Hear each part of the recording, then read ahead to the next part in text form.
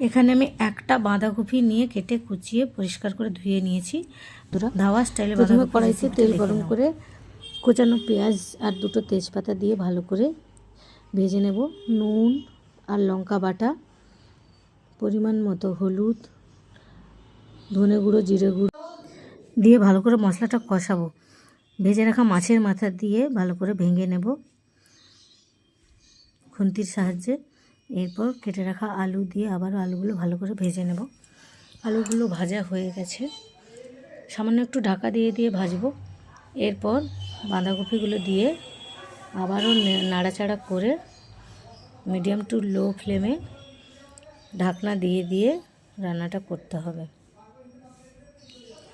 একদম জল দেওয়া চলবে না, আমি তো একদমই দিইনি। এইভাবে ঢেকে ঢেকে পুরো রান্নাটা করব। এই দেখো আমার প্রায় সেদ্ধ হয়ে গেছে। খুন্তির সাহায্যে আমি আলুগুলোকে একটু ভেঙে নিলাম। এরপর আমার রেডি হয়ে গেছে, পরিবেশন করব। রুটি ভাত যা খুশি দিয়ে খেতে পারো। ভিডিওটা কেমন লাগলো লাইক কমেন্ট শেয়ার করতে ভুলবে না। দেখা হচ্ছে পরের ভিডিওতে। টাটা, ভালো থাকবে।